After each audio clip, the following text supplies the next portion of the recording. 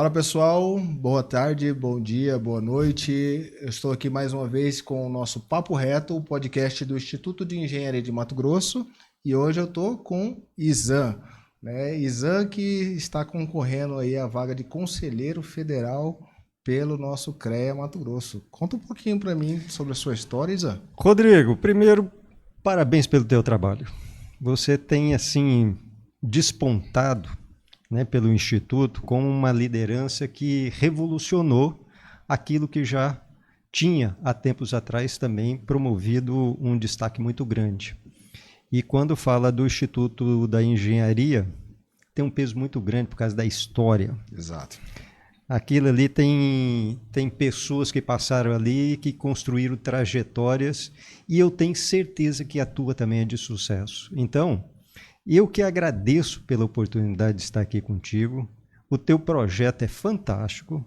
A sociedade precisa saber o que os profissionais fazem, a importância das atividades desses profissionais que reflete para a sociedade, tanto num abrigo, num bem-estar, numa locomoção, numa infraestrutura, na produção de alimentos.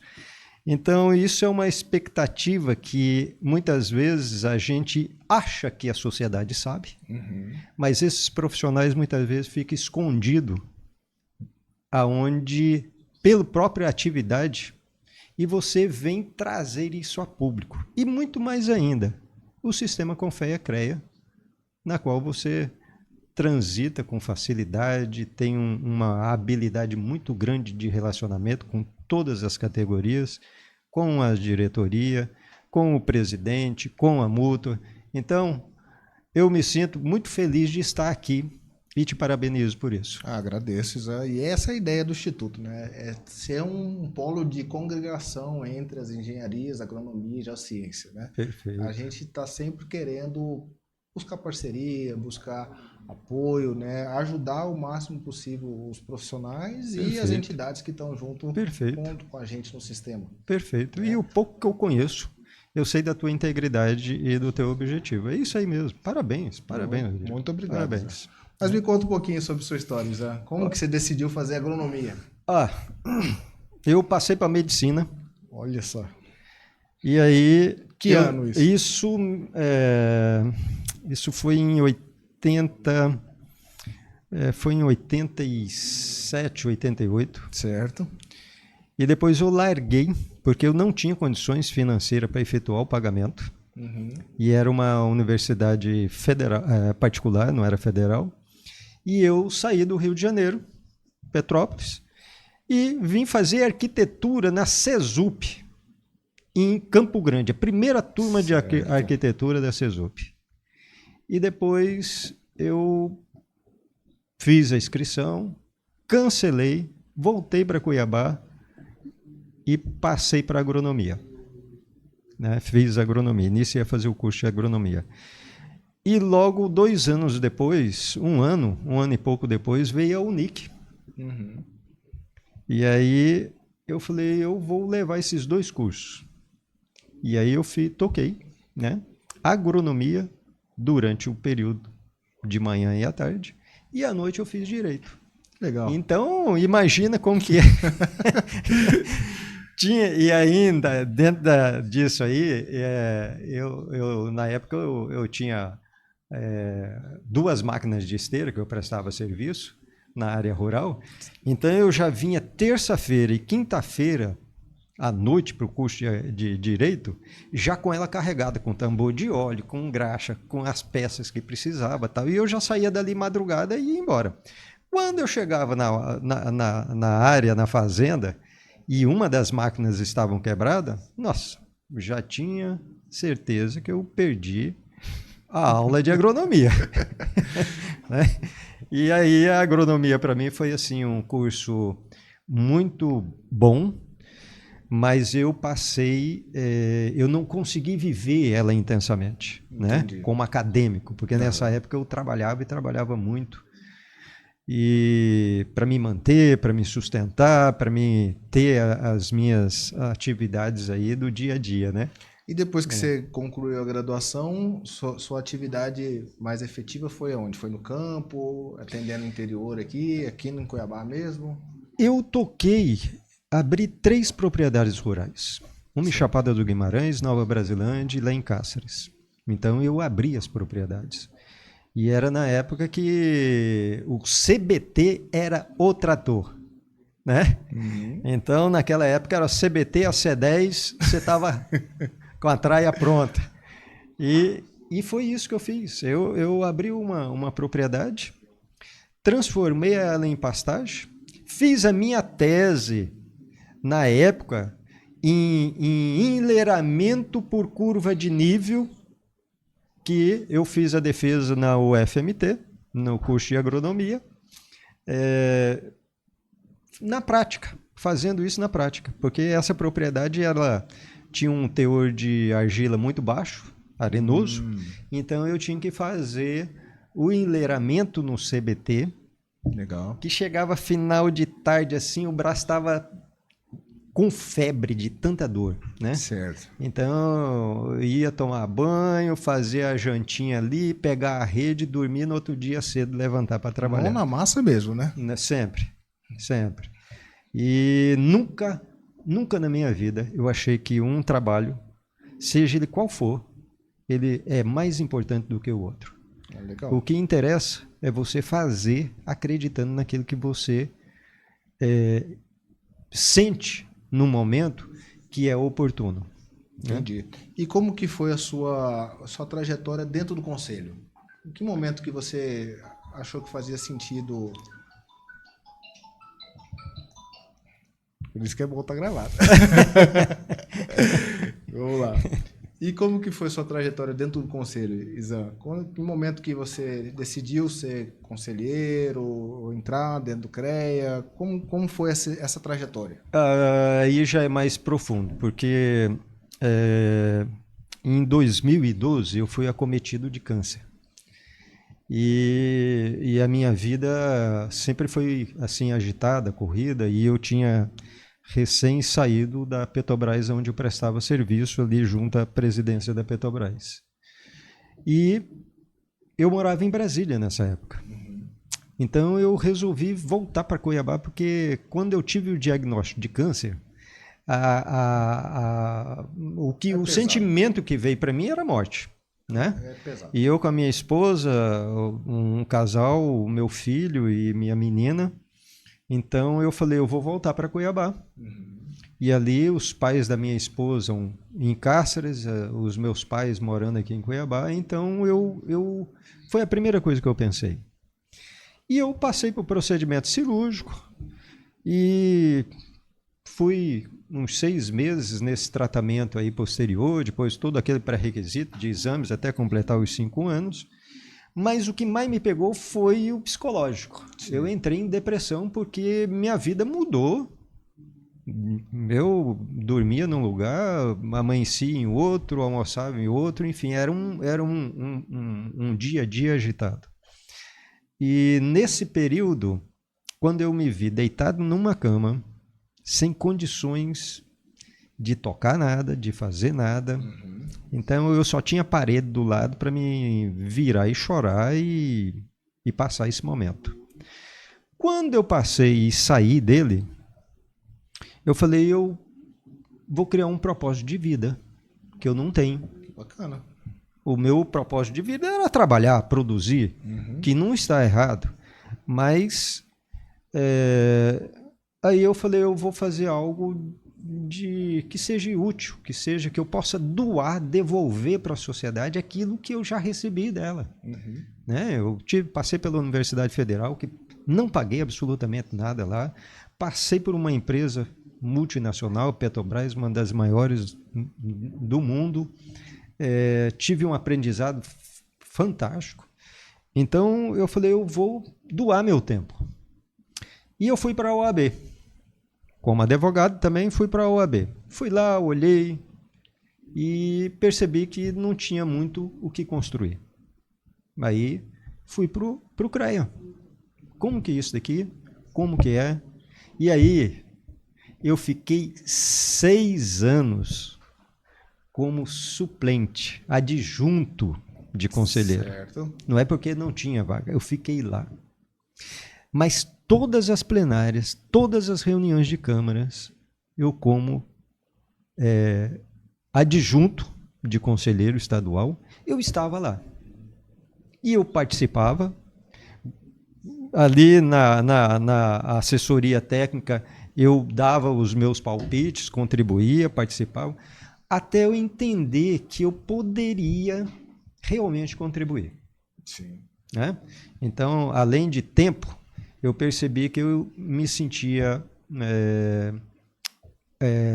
em condições de conhecimento, de trazer algo que seria melhor para os profissionais. E aí foi a minha trajetória. Agora, nesse mandato, eu estou como conselheiro titular e tenho a maior alegria de estar participando dentro dessa instituição, podendo contribuir, podendo doar Legal. meu tempo. E qual que é a sua motivação? Opa. Esse LED aqui tá Piscando? Nem reparei.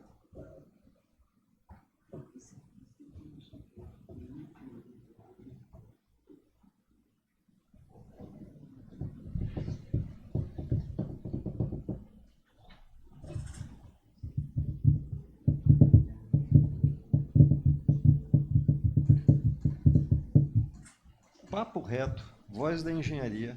Bela, cara. Tecnologia na Nexus BIM. Isso é patrocinadores. É minha empresa. É o patrocinador. Quem tá me bancando aqui? É o patrocinador. É igual lá no Pensar Agro. É assim mesmo. Mas não desista não, viu? A única coisa aí que é interessante disso é não parar na beira do caminho. beleza. Certo? Câmera já tem você. Isan, e o que motivou a sua campanha a conselheiro federal? Olha, a Câmara Especializada de Agronomia tinha 4 nomes. E esses 4 nomes de profissionais assim altamente competentes, com história dentro do sistema. E eu coloquei o meu nome também, né? Então foi um ali para ser apreciado. E como nós já estamos com algumas atividades voltadas para o setor, com envolvimento também na área de comunicação, para o setor produtivo, para a agroindústria, as instituições reuniram instituições de profissionais, de categorias, né? Na área de irrigação, na área de pecuária, suinocultura, bovinicultura, enfim. Isan, você que está aí já envolvido com esse processo, seria oportuno também tê-lo dentro de uma instituição, dentro de uma autarquia federal, que é o CONFEA, que estabelece normas, resoluções, que envolve não só o profissional diretamente, mas as práticas dessas atividades. Seja na construção de um silo, de uma agroindústria, num prédio, enfim, na produção de campo, da porteira para dentro. Então, isso afeta diretamente. E nós gostaríamos que você aceitasse esse desafio. Eu levei isso para a Câmara, coloquei essas abordagens que nós recebemos e passamos por um processo bem democrático, tranquilo, ouvindo, né? Ouvindo aí os profissionais, ouvindo também outras categorias, e homologar o nosso nome. Homologar o nosso nome, e eu tive a grata alegria, a satisfação de conhecer aí dentro desse projeto aí o Davi Martinotto, que é um profissional de ilibada profissional e como pessoa também, que já contribuiu muito para o nosso sistema. Foi uma pessoa que caminhou aí no Brasil todo com o nosso atual presidente Vinícius, criando o CREA Júnior, né? Foi um dos baluartes dentro desse processo. Tem uma história, um currículo excelente e sentamos, tratamos isso com maturidade e criamos propostas que nós não temos interesse nenhum. Eu já passei de 60 anos, Rodrigo. Você falar assim, o que você quer? Não, eu não quero candidatura política, eu não quero expor minha família, eu quero cumprir o meu objetivo. Até então, era ajudar pessoas. E hoje eu mudei. Hoje é ajudar vidas. Esse é o meu propósito de vida, né? Então, em cima desse projeto, dessa construção, ela foi decidida fora da minha vontade. Eu sou parte integrante desse projeto.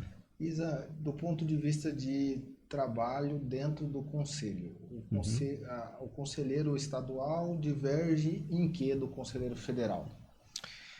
A parte mais local, regional, além das decisões de pautas administrativas da diretoria, vem os processos de julgamentos, de decisões, homologações, ética, enfim, decisões de câmaras, né, de sombreamento principalmente. Então é esse o dia a dia. Do conselheiro federal, ele tem uma amplitude maior, né? Eu vou fazer um paralelo aqui, é como se fosse o deputado estadual dentro do estado, fazendo a legislação ali, né? E o senador e o deputado federal na Câmara e no Congresso Nacional. Então, as pautas, você não pode olhar de uma forma individualizada por você ser um profissional, no meu caso, como engenheiro agrônomo. Eu jamais posso ter essa mentalidade. Eu jamais posso ter essa mentalidade para analisar um processo, construir normas, regulamentações, pensando apenas no estado de Mato Grosso. Sim. Não posso ter uma visão míope que vai afetar todo o processo, todas as atividades, todos os profissionais, que são mais de 300 dentro do nosso sistema, no Brasil. Sim. Então a mentalidade é outra.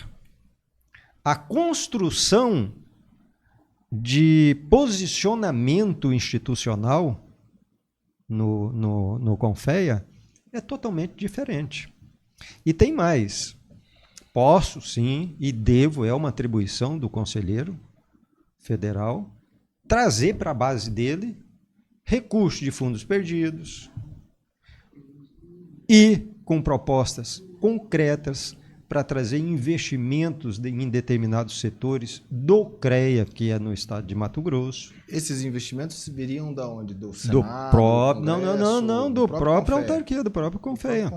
Porque tem fundo perdido, tem a multa, tem várias outras possibilidades que você pode reivindicar, trabalhar, lógico, com harmonia, né, claro, dentro da legalidade, dentro do processo que rege essa autarquia federal, que é fiscalizada pelo Tribunal de Contas da União. Então, esse é uma visão que nós temos, ou seja, nós estamos com uma sede nova, nós estamos com um sistema que a gente precisa ter, um sistema nosso. Hoje o CREA do estado de Mato Grosso opera com um sistema de Mato Grosso do Sul, então nós precisamos ter um sistema próprio, e isso demanda de investimento, de recurso, né? Quantas autarquias, inspetorias, quer dizer, precisam ser construídas nesse estado? E nós estamos falando de municípios altamente com PIB elevadíssimo, com contribuição de índice aí fantástico. Uma produção agrícola muito alta e que às não vezes está tem. Desabastecido. Exatamente. Então nós precisamos estar atento para isso, para focar nesse trabalho. E das suas propostas, se você pudesse elencar 2 ou 3 bandeiras assim que seriam as principais, quais seriam, Isa? Eu tive nesse período, pelo projeto Pensar Agro, pelo Instituto do Agronegócio, nós desenvolvemos um projeto com notícias para o agronegócio. Certo. E também tem uma revista que ela é bilíngue, está numa plataforma que tem acesso em todos os idiomas. Nós não recebemos nenhum recurso, governo federal, estadual e municipal, por questões de princípios do projeto, Certo. que é a integridade. E quando ela é analisada dentro de um compliance fora do país, ela percebe que ela está limpa, sem contaminar por questões ideológicas, partidárias ou qualquer coisa assim. E nós temos diversos termos de cooperação técnica com vários países e que nos dá a oportunidade de fazer intercâmbio, pegar o profissional daqui e abrir uma vaga para ele nos Emirados Árabes, abrir fora na Europa. Só que o Instituto do Agronegócio, onde nós presidimos, é muito pequeno. Eu não tenho capacidade, não tem capacidade para isso. Agora, a autarquia federal, ela está pronta, ela está preparada. Já fizeram termos de cooperação técnica com Portugal, com a Argentina, com os Estados Unidos.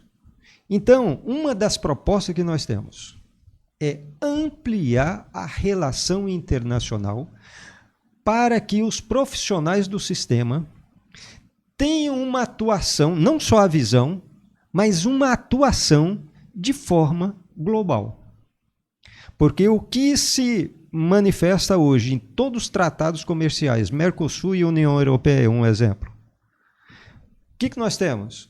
Nós temos o profissional que vai fazer todo o encaminhamento desses protocolos.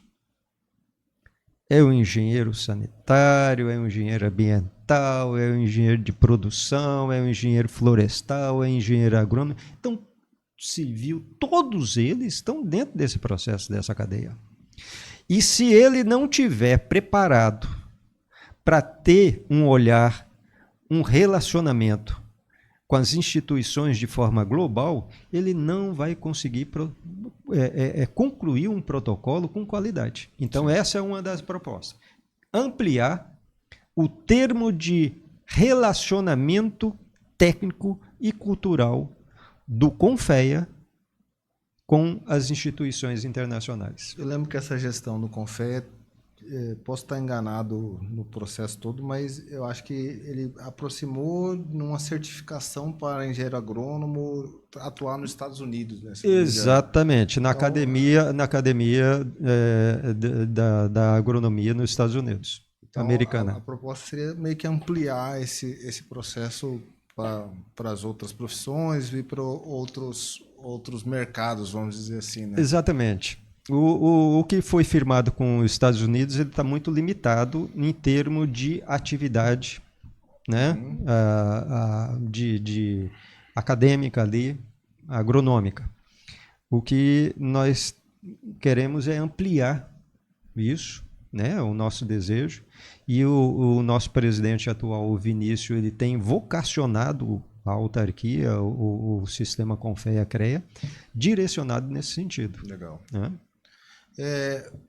Do ponto de vista de proximidade, a gente pode dizer assim, que a engenharia civil e a agronomia são quase que dois mundos ou duas faces da mesma moeda. Uhum. Né? Na sua visão, assim, como conselheiro federal, como que você conseguiria tentar aproximar mais esses profissionais que às vezes um está no campo, o outro está na cidade e que às vezes falta uma interação entre eles? Eu participo de câmaras técnicas internacionais, né? Então, assim, quando você vai fazer qualquer operação internacional, a primeira coisa que você analisa é o compliance daquilo. Uhum. E eu tenho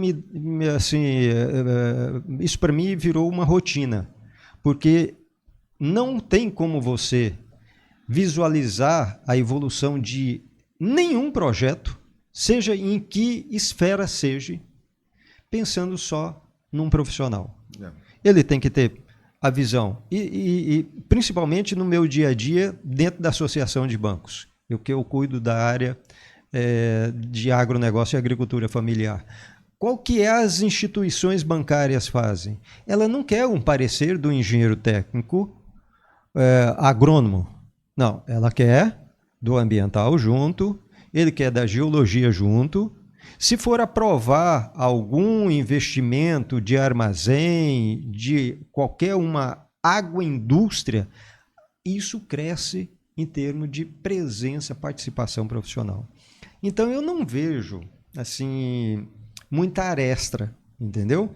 Ainda mais com a posição de conselheiro federal. Eu acredito que seria muito míope, muito ingênuo da minha parte, vamos colocar essa palavra assim, entender que estaria ali para defender A ou B, né? Não seria esse o objetivo. Eu acho que aí a gente representa os profissionais, representa o sistema todo, e é esse o carinho que a gente tem e a visão que nós temos. Vamos dizer assim que está representando o estado de Mato Grosso junto ao Confea, né? Também. Isso que vai nos dar um orgulho muito grande, porque o nosso estado é um estado altamente produtivo. Exato. Eu recebi na safra passada, agora a gente já não fala nem mais primeira safra, porque o milho já virou, não é mais nem safrinha, é safra. Nós estamos com 70% de produção de biodiesel de milho. Então, essa realidade, eu recebo pessoas vindo da Alemanha para conhecer como que é possível um CNPJ ter 50 colheitadeiras, 180 tratores. Produção absurda, né? Então eles não conseguem entender isso. E qual que é a oportunidade disso? Isso que é o interessante do estado de Mato Grosso, que diferencia dos demais. Todos os projetos de aperfeiçoamento, de ajuste fino, de tecnologia, seja de implementos, seja de tratores, colheitadeiras, qualquer coisa, é feita no estado de Mato Grosso, porque tem uma escala muito grande. Então ele sai da Europa, sai dos Estados Unidos e vem fazer isso aqui. Então, você vê uma dimensão dessa, o estado de Mato Grosso nos dá um orgulho muito grande, uma expectativa muito grande de contribuir aquilo que nós vivemos. Na década de 70, 80, você falar em São Paulo, era o que carregava o Brasil, né? E hoje nós estamos migrando para o Centro-Oeste. Não é só Mato Grosso, mas Goiás está explodindo. Mato Grosso do Sul está entrando agora fortemente na área de celulose, quer dizer, tem uma produção vasta aí, né? Essas fábricas que surgiram ali na região de Sorriso, Sinop, você acredita que isso está impulsionando a produção ou ao contrário, a produção impulsionou aquelas fábricas e possibilitou aquelas fábricas serem produtivas de fato e funcionarem de fato? Na década de 90, você colhia o milho, você não tinha o que fazer com milho. Pagava você pagava para colher, certo? Hoje, com os contratos de futuro, você já produz e já tem um local de entrega. Porque o Mato Grosso, o Centro-Oeste, como ele está distante dos polos, dos portos, seja o Arco Norte ou o Sul, você tem uma logística muito cara. Então, aquela produção sua, você tem que diminuir o preço porque está embutido aí o transporte, a logística, o armazenamento, fora a fila que você fica ali perdendo dias ali pagando um caminhão para esperar o embarque dentro do porto. Então, esse processo é muito caro e a margem de lucro é muito pequena. Entendi. Então, quando essas indústrias entram no estado de Mato Grosso, seja na parte de produção de etanol, esmagamento, DDG, ou abates de suíno, de aves, de bovino, você vê que isso dá outro impulso para a área produtiva. Agora nós estamos numa fase muito interessante que é de exportação. Abriu a União Europeia. Então, aqueles 18% que era cobrado de taxa, hoje já nossa produção já não paga mais. Já não tem essa taxação. E sempre vai diminuindo em outros produtos também. Então, aí nós estamos entrando num processo de rastreabilidade, de um mercado mais exigente, por questões de responsabilidade socioambiental. Então, é uma pegada diferente. E o produtor já está, vamos dizer assim, habituado com um certo nível de exigência. O produtor já está habituado com um certo nível de cobrança que tem sido feito, né? Exatamente. Então, assim, agora, os profissionais têm que estar preparados. Sim. Então, você olhando de volta aqui para a nossa responsabilidade como conselheiro federal, você pega o CONFEA, o sistema CREA, e aí, como que nós vamos chegar na ponta para atender esses profissionais? Quais são as demandas de outras instituições da indústria, do comércio, da área produtiva, da porteira para dentro? Quais são essas necessidades para preparar esses profissionais para colocar ele para atender e atender com qualidade? Então, sair daquela forma de cumprir um currículo e jogar o profissional no mercado sem nenhum preparo, sem nenhuma orientação de mercado de trabalho. E do ponto de vista de regulação e valorização do profissional, essa atuação sua como conselheiro federal vê algum espaço para trabalhar nesse sentido? Olha, assim, quando a instituição, o sistema CONFEA-CREA, olhar que há necessidade de preparar esse profissional para atender a demanda de mercado interno, ela vai ser protagonista dentro desse processo. Uma outra coisa que eu queria colocar aqui como proposta, lá, porque eu só coloquei uma proposta que nós temos, é construir observatório da engenharia. Se houver a conexão, que o presidente Vinícius já trabalhou nesse sentido, houver conexão de um sistema único, integrado, CONFEA, com todos os CREAs, o que isso nós vamos ter? Nós vamos ter dados da engenharia civil, de quantos metros quadrados foram construídos dentro da cidade A, B, C ou D, quais foram as obras públicas implementadas dentro daquele município, quais foram as áreas de produção e quais as produções, se é de milho, de soja, de verdura, legume, amendoim, gergelim, quais são as fábricas que faz a verticalização dessa produção. Esses dados o sistema absorve com os registros da ART.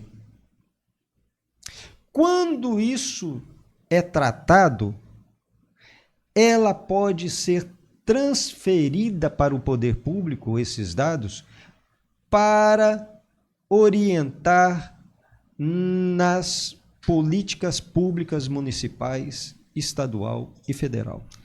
E eu chamo a atenção também, porque eu sou presidente de uma entidade, né? Eu acho que talvez seria interessante colocar as entidades também junto desse processo de interligar sistemas e tratar dados, e analisar dados. Sem dúvida. Dentro das entidades a gente tem profissionais que têm capacidade e competência para analisar um dado desse, gerar um relatório bem estruturado para qualquer um dos municípios ou até para um vereador poder fazer uma fiscalização mais assertiva. Rodrigo, você já pensou?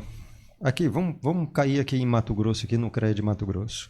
Você ter os profissionais envolvidos dentro desse projeto de observatório das engenharias, sendo convidado para discutir políticas públicas dentro da Assembleia Legislativa, dentro da Câmara Municipal, orientar as prefeituras, orientar as secretarias de obras em relação a procedimentos a serem feitos e como deverão ser feitos, entendeu? Então, isso é trazer, isso é envolver não só as demais instituições que é a Federação da Indústria, do Comércio, com outras, né? Mas envolver a sociedade com clareza do trabalho do sistema Confeia-CREA. A importância do profissional dentro desse processo. O profissional é a peça-chave para trabalhar isso, né? E vamos agora analisar mais no foco da agronomia. Como que você está vendo essa questão de inteligência artificial, o uso disso dentro do mercado, até a aplicação disso com drones, né? Como você está avaliando isso no mercado como um todo? Olha, saímos do 5G e entramos na inteligência artificial. Então, esse processo, ele está muito rápido.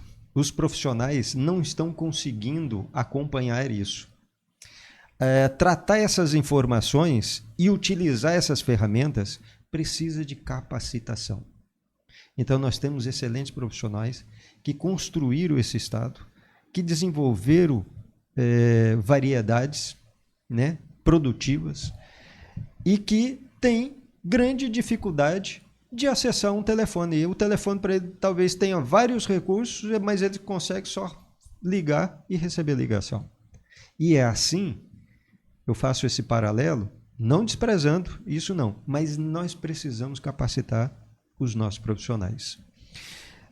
Nessa nova realidade, vem para ajudar muito. Fiscalização dentro do CREA. Imagine você usando todos os recursos de satélite para você linkado com todas as CCIRs, que são das declarações de imposto de renda territorial, todas as autorizações de emissões prediais, e você fazer a fiscalização usando essa ferramenta. Tem além da precisão, tem o lado educativo.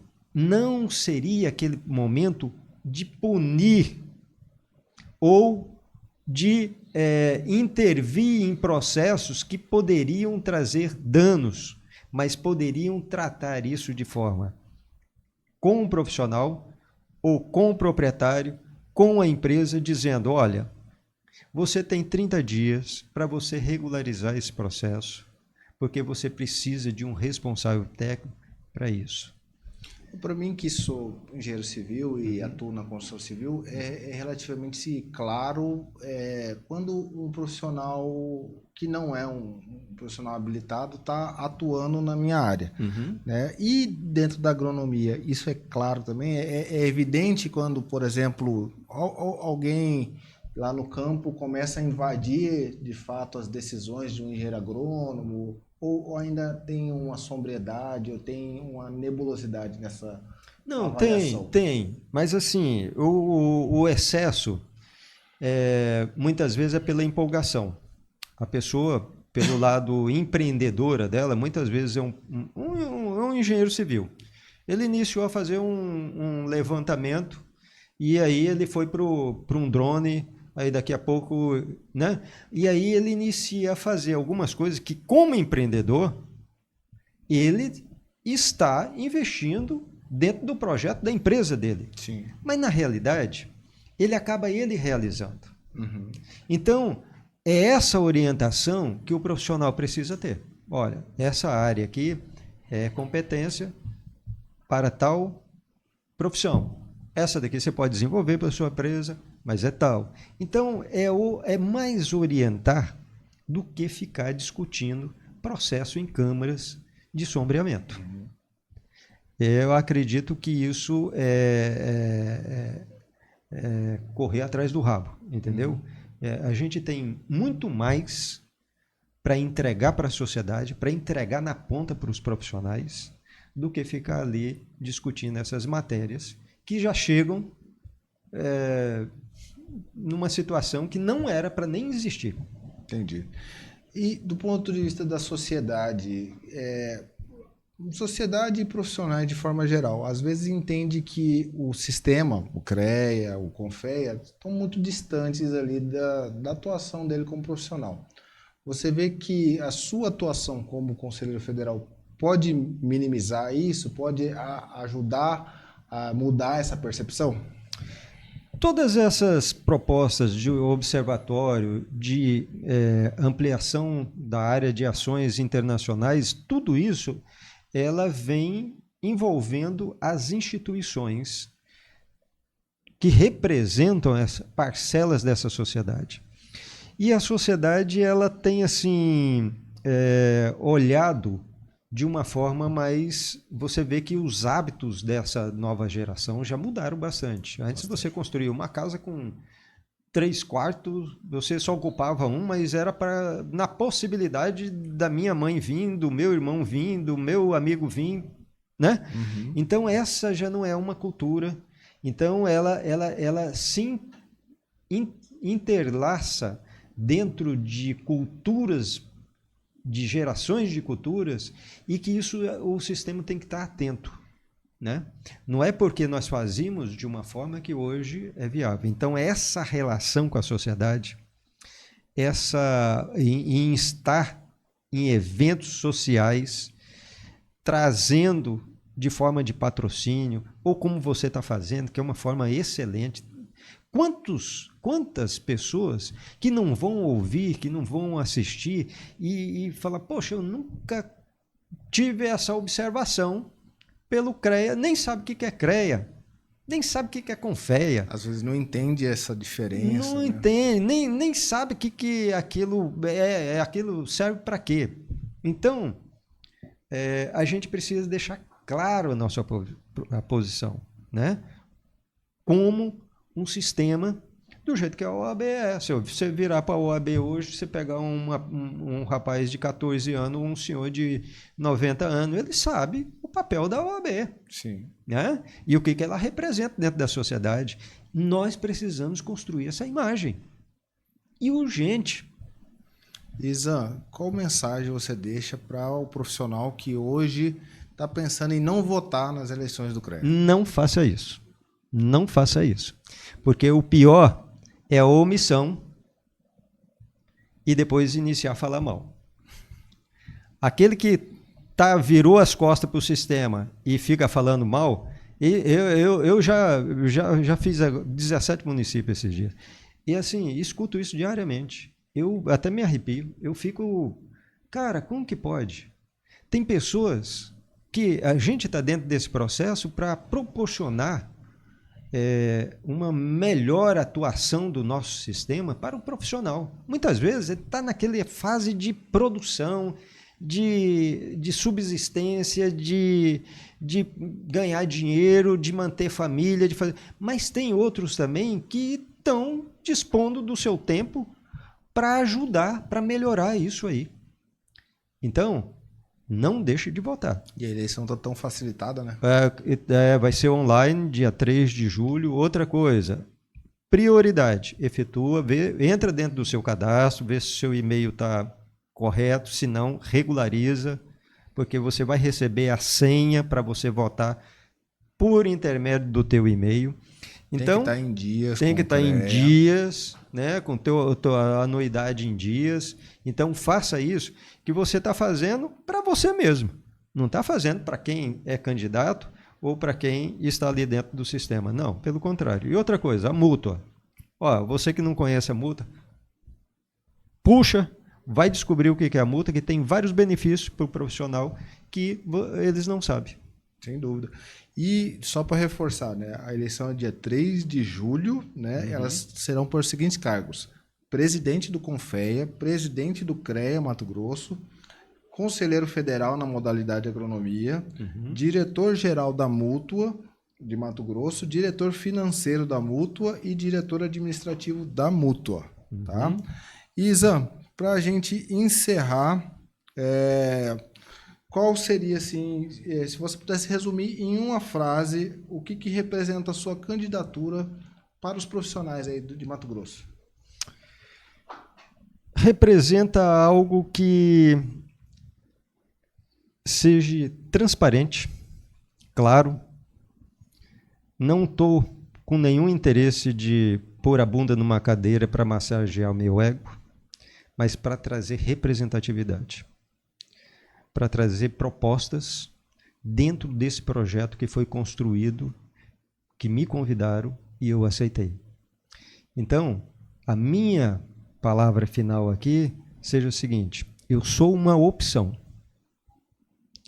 E eu acredito que não, em momento algum, vou decepcionar qualquer voto, em qualquer momento, e transcorrer dentro desse processo com integridade, com respeito a todas as profissões. Pessoal, esse foi o Papo Reto com o Izan, o candidato a conselheiro federal. Obrigado, Izan. Eu que te agradeço pela oportunidade. Deus te abençoe e traga muita paz e luz a todos nós. Amém. Foi um prazer e uma satisfação. Igualmente.